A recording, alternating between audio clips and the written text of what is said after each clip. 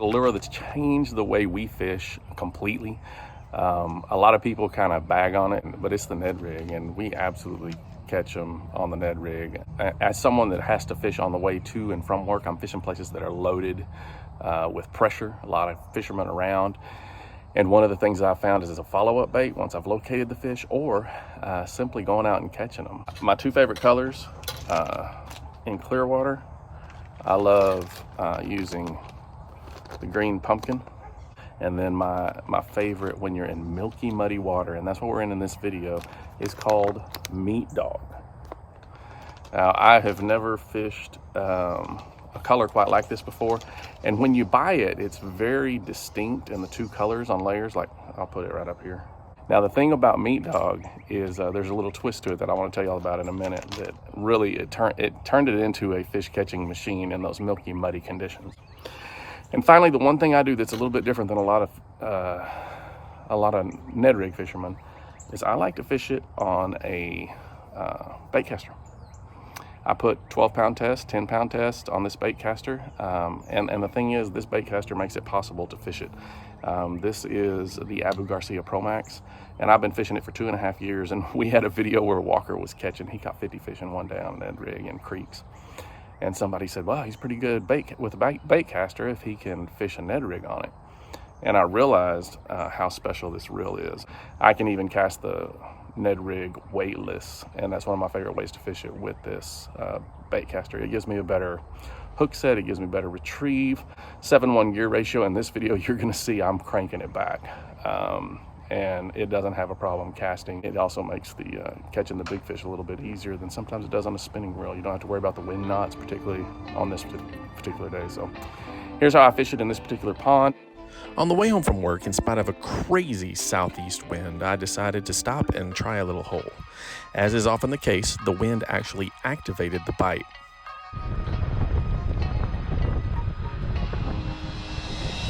Got one. Letter.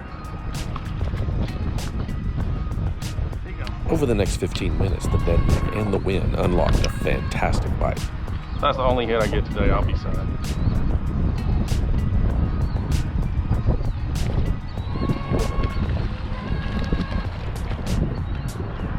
But it's not. Little bitty dudes and a little bitty bait.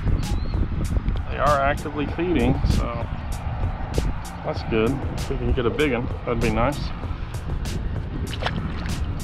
Here you go. The bass in this cove were completely committed to the Ned Rig. I don't think I could have pulled it away from them if I wanted to.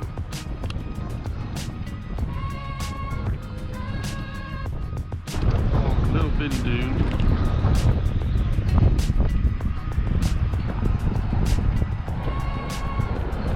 I don't think these fish are able to grow much. Sometimes you just hit the right lure, color, and retrieve to catch a lot of fish. And on this day, you hit the right wind speed. Got another one.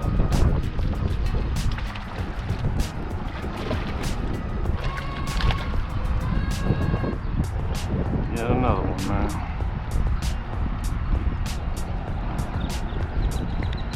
Clean little white bass. Black white bass.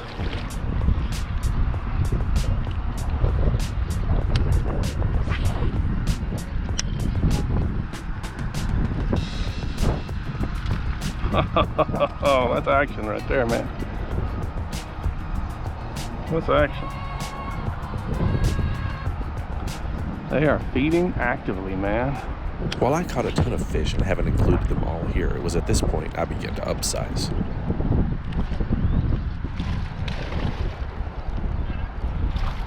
There we go. Well, that's a better one. And a lively one.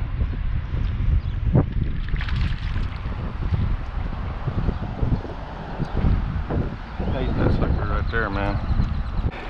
It's pretty good. I got to toss him out there a bit because I'm way off the bank with a bunch of mud.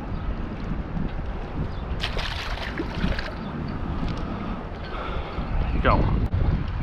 All you haters on the Ned Rig, it gets it done.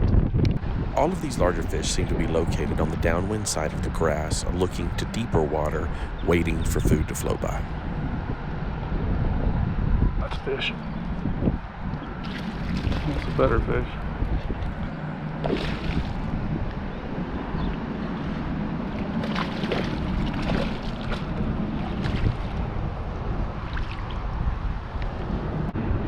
Right, same spot that other one did. Bass number 2 on the old Ned Rig. Well, big bass. I've caught a bunch of little ones, but it's hard to count them, right? I began to make my way down the wall, and every bass that I caught was continuing to follow the pattern of relating to the downwind side of grass. Little bitty dude, but he choked it. And I do mean choked it. Whee!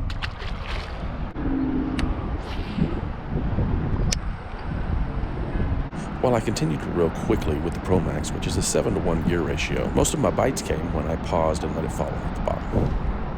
That's a better fish. Not a lot better. Some better. So much fun. Who doesn't have fun with that? So let's keep moving.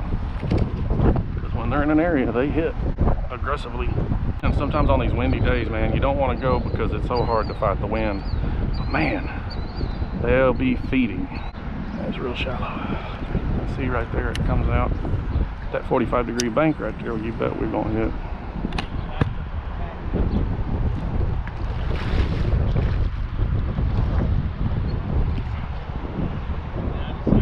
That's a good one.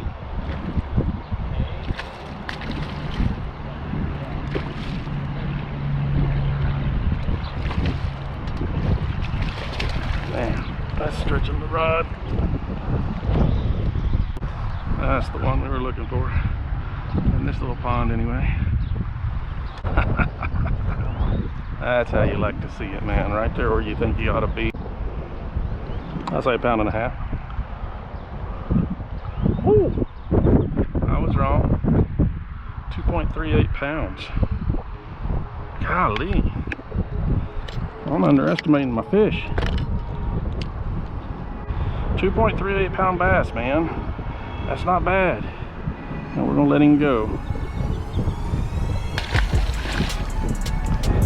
Woo! People, that's fun. I like it. Pulling him up on this ledge was a little sketch. Little. Not as sketch as not pulling him up on the ledge. Man, that was fun.